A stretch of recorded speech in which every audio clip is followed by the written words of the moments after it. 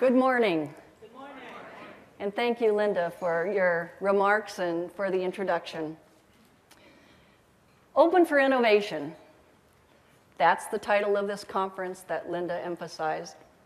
That's what we've all signed up for.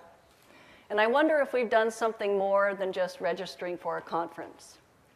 Have we also made a declaration that we truly are open for innovation? You're going to be hearing a lot about that phrase over the next few days, and I want to set a tone and emphasize some broad themes as you look forward to your time together. As I thought about it, and the title, Open for Innovation, it started to feel a little passive to me. Like, is it just that I want to be open for innovation as an individual, or do I actually want to be committed to innovation? And so I went back to the HP Way, which was written by Dave Packard in his later years. I think he was about 80 years old when he wrote it and dictated a story, his own personal account, about how he and Bill Hewlett had built the HP company. And to me, in that book, he conveyed a sense of personal attitude and orientation that I think will serve us well today. In looking at the book, there I saw it. The chapter entitled Commitment to Innovation.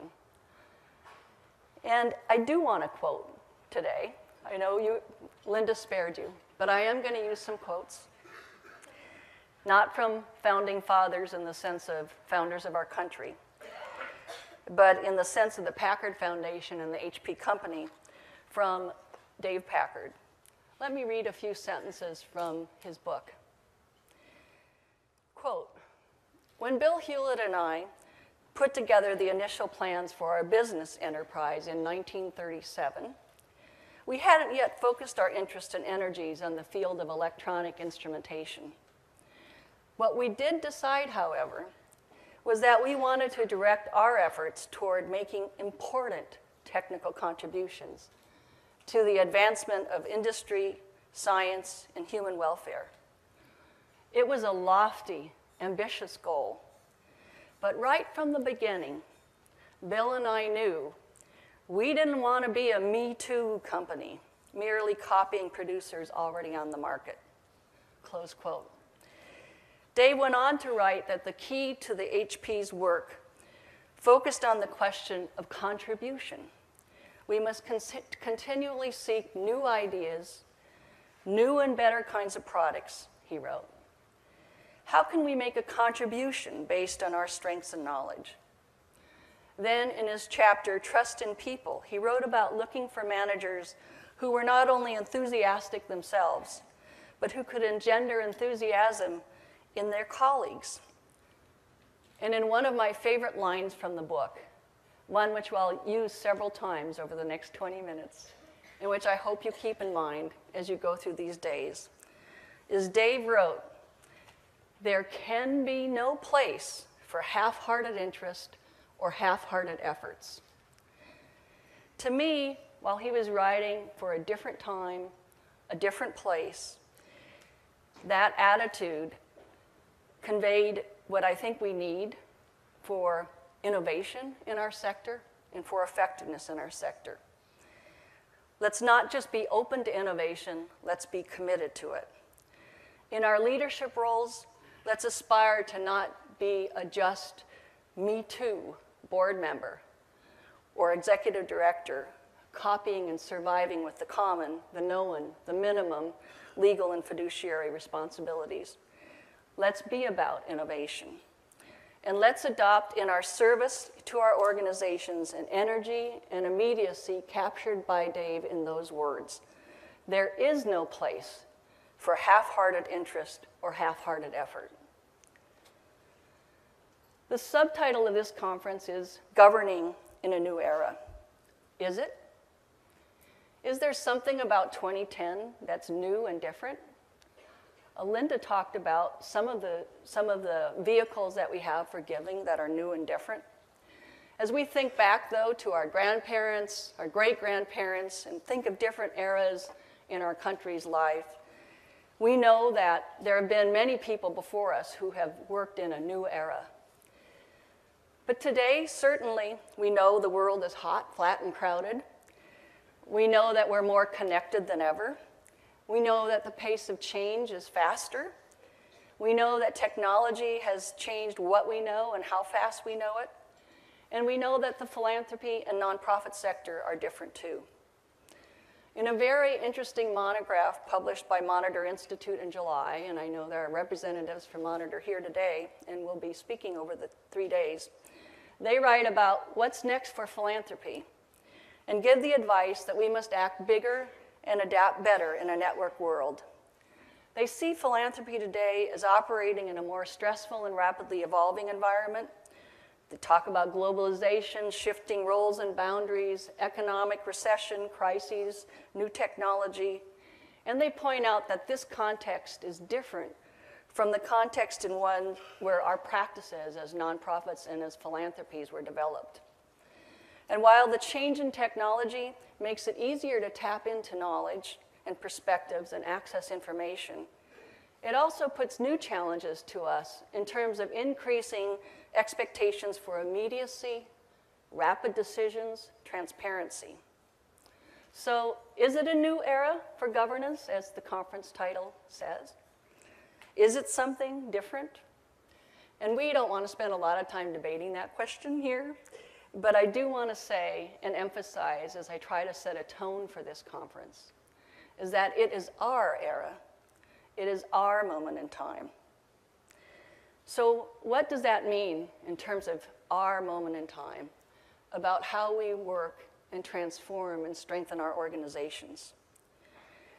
And even though Linda in her remarks said we all know about the inspiration of this sector, for me, as we set that tone, I think it's good to remember some words of some people who have gone before us and to realize, again, in our hearts, how important the nonprofit sector is.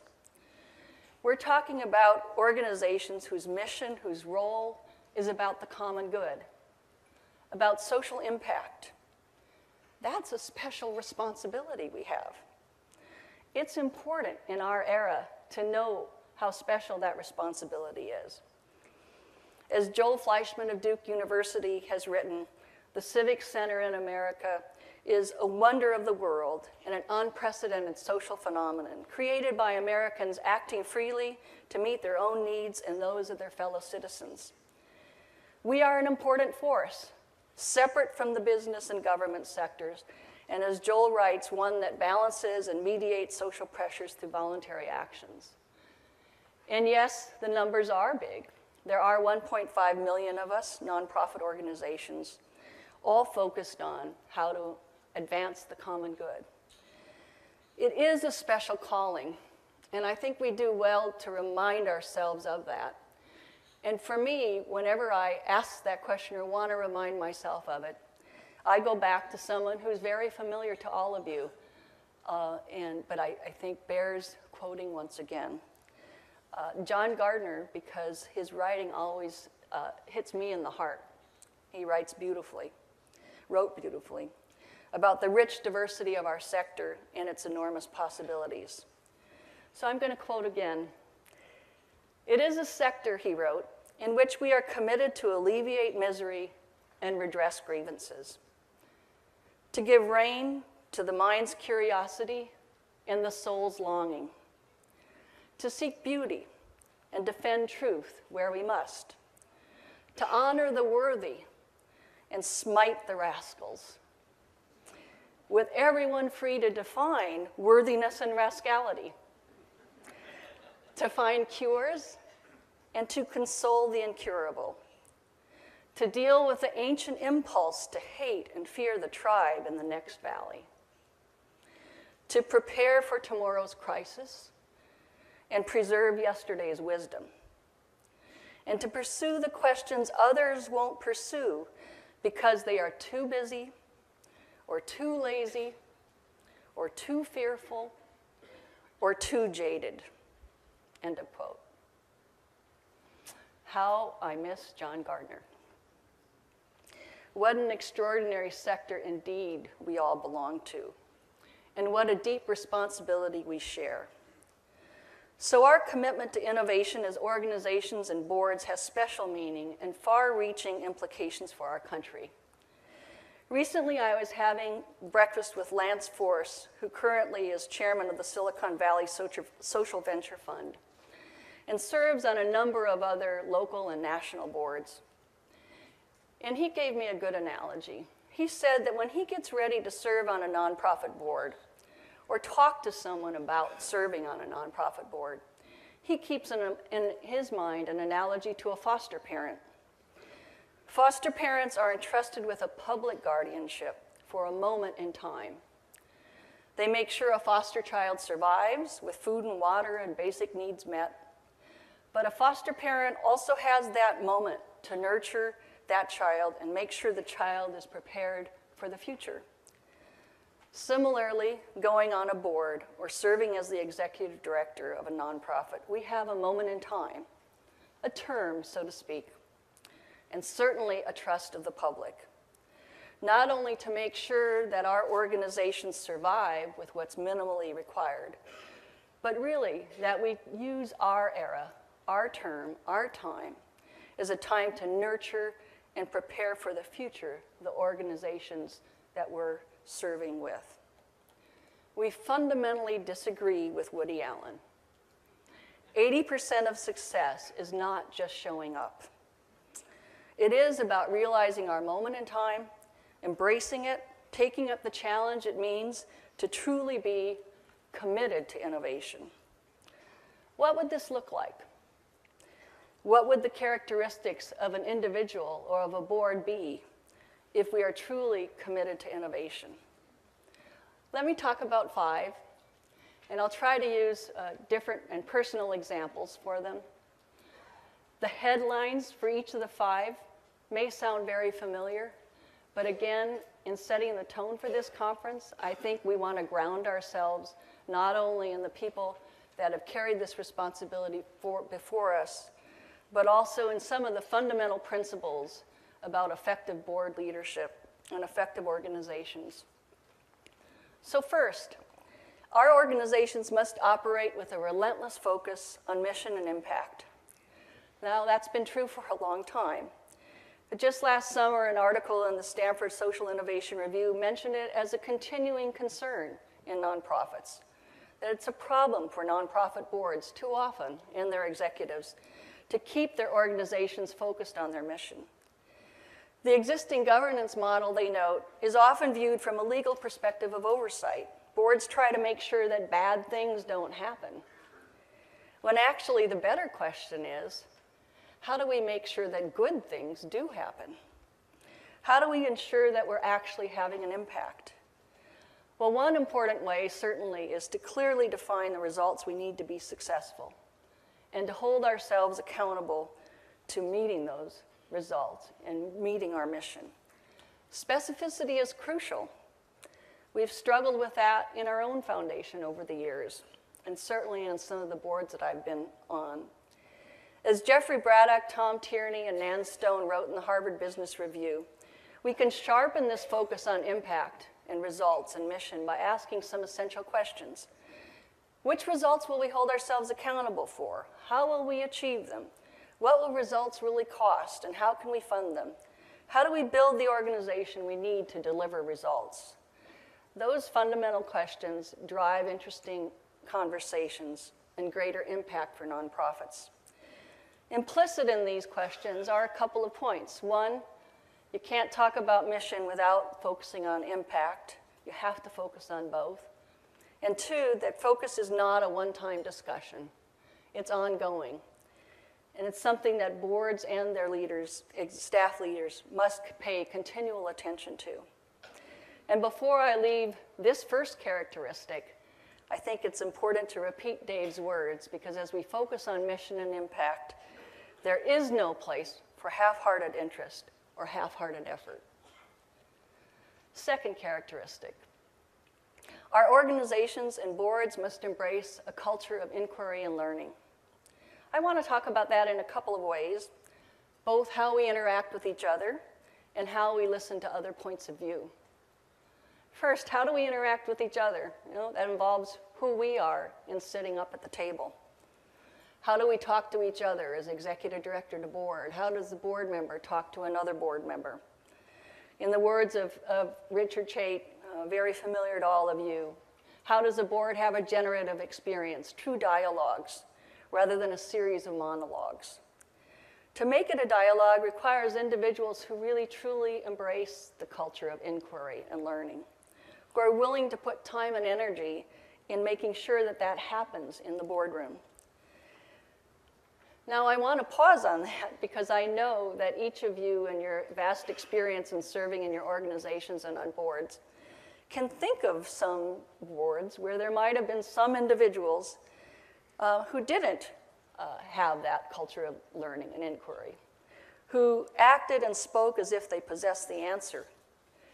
I don't have to paint too rich a picture probably for that, to imagine someone you have encountered whose ideas are all brilliant, who is good at listening to him or herself, who pushes one agenda, his or hers, at all costs, or whose dominant nature in other ways really thwarts your effort to get a culture of inquiry and learning.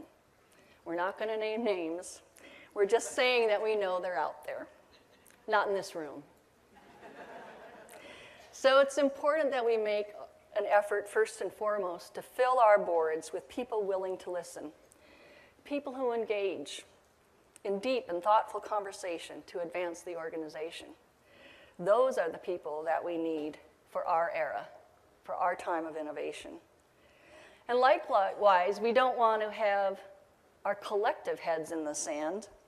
In addition to talking to each other well and having true dialogue, we must make sure we're listening to people who disagree with us. Now, I personally don't think, especially as a representative of Family Philanthropy Board, I personally don't think that that means you have to have every point of view at your board table in the person of a board member. But we better make sure as organizations and as leaders of those that we're constantly asking and testing our ideas about how correct we are. Might there be a different approach, a different way to see something? That we don't collectively, constantly, mutually reinforce each other. Now, there are many ways to do this besides adding new people and new perspectives to your board, which I do think is important to do, but there are other ways we can do it.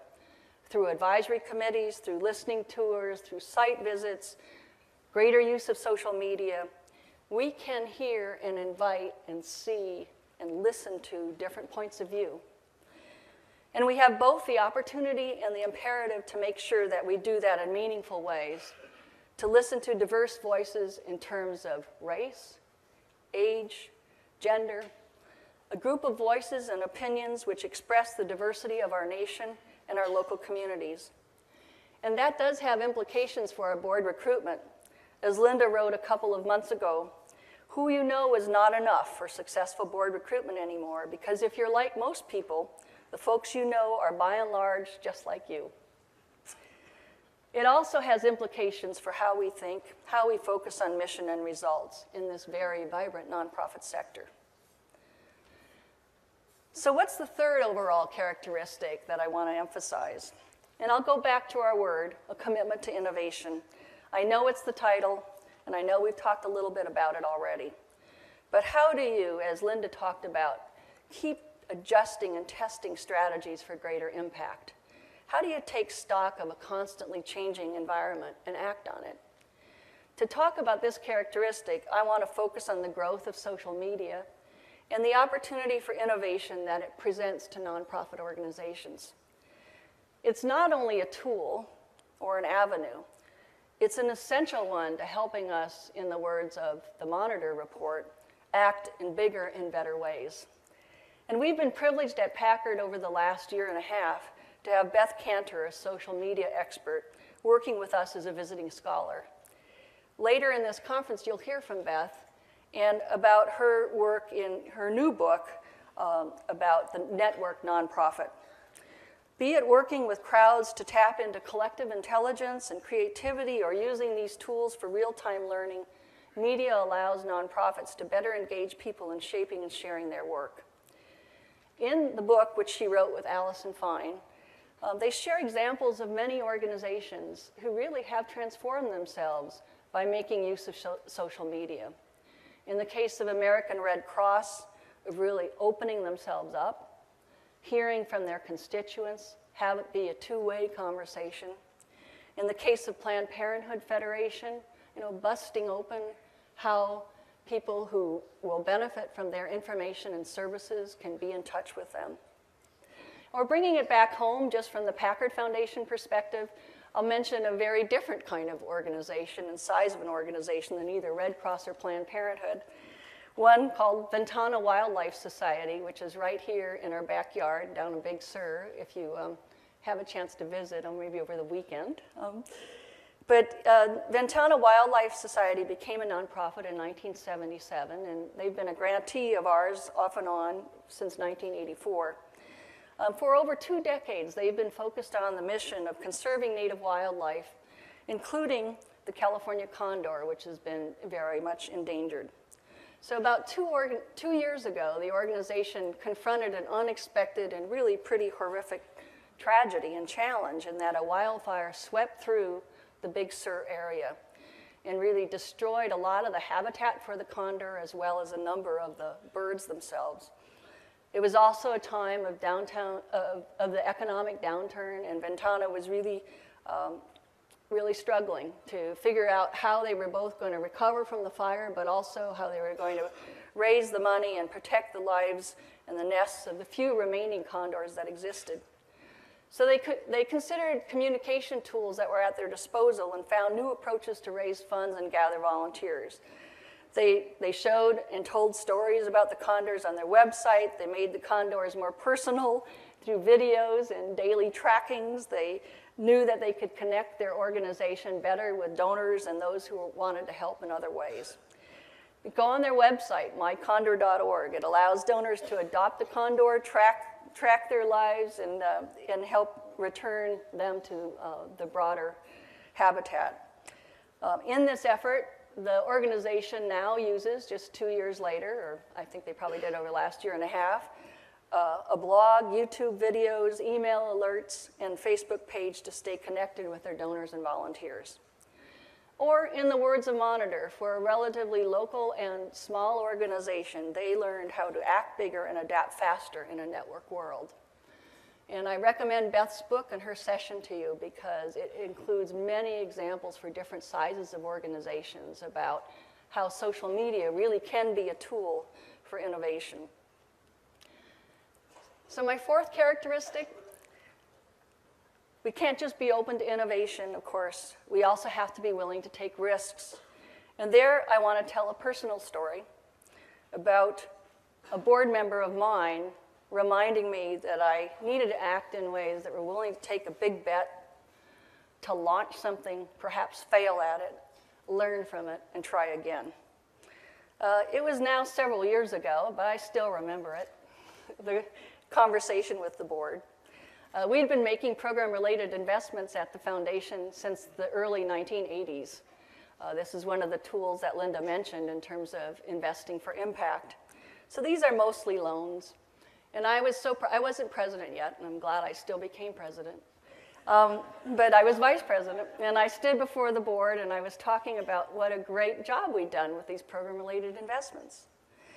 We had successfully made hundreds of millions of dollars in low-interest loans to advance our programmatic directions. And we had a 98% plus repayment rate.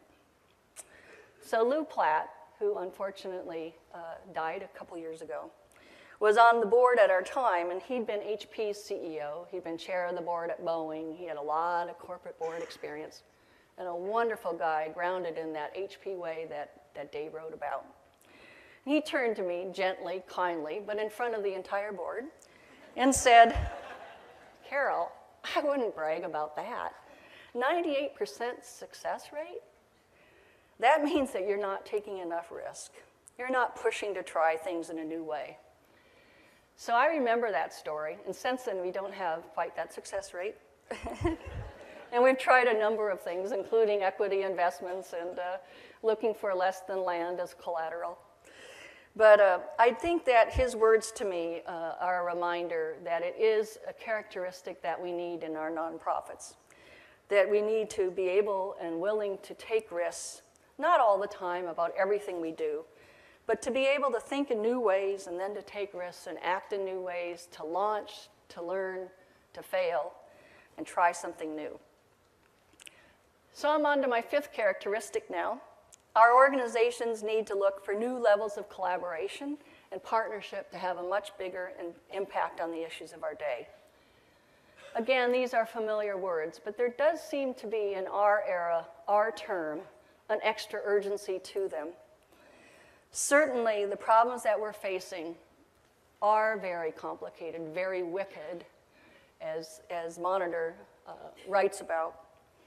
Something like climate change or the health of the world's oceans affects each of us locally as well as globally, and they have a sense of urgency to them that is unparalleled over the last decades.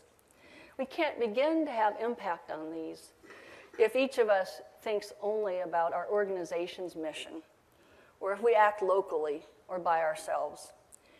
When we focus on impact on big, complicated issues like that, it leads you naturally to collaboration. It's essential for coordination. It's essential to have a big picture view among a lot of different players. There are some big stories of collaboration going on at the Packard Foundation right now. We've worked with Hewlett and McKnight Foundations and about 20 other funders to set up a global ClimateWorks network to really focus on mitigation of greenhouse gas emissions and try to do something to slow the pace of warming of the Earth. We also have a global collaboration around sustainable seafood and certification processes for that of fisheries.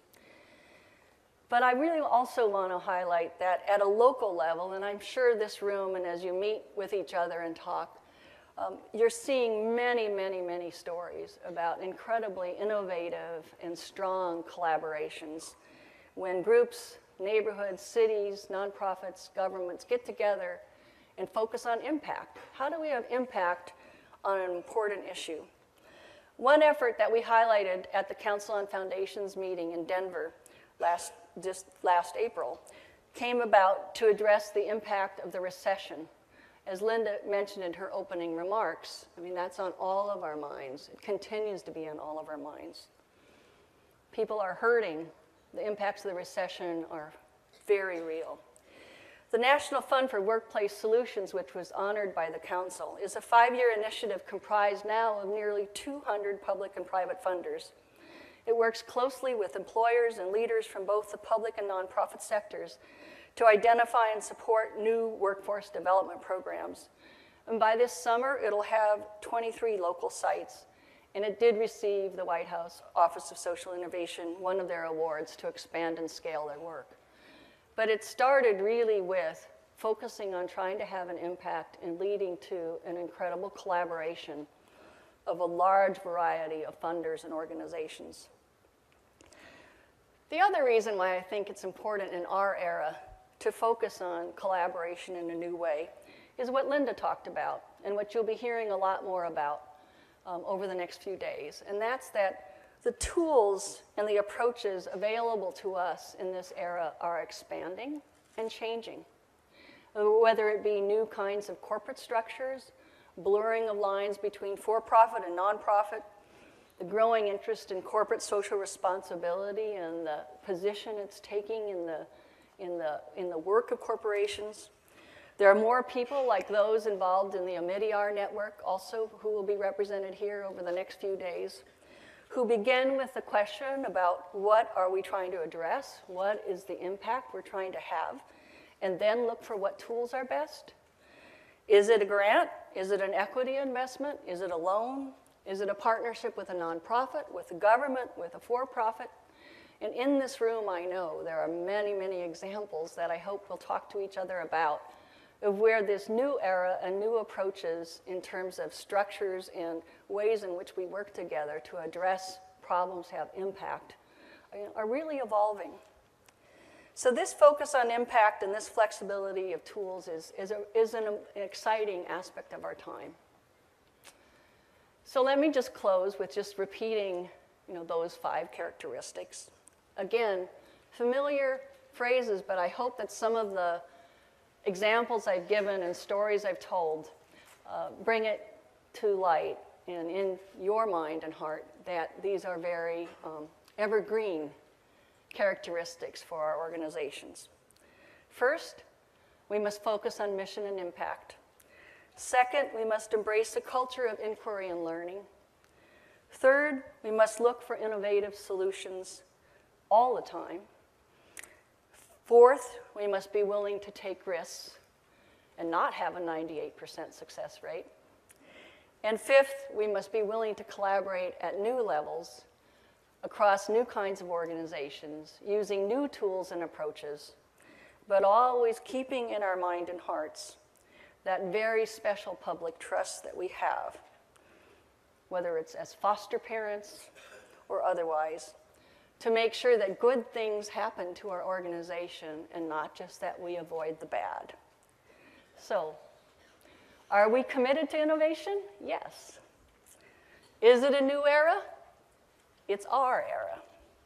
It's our time to make a difference. And in those rallying words of Dave, today, there can be no place for half-hearted interest or half-hearted effort. Thank you so much for letting me speak with you today.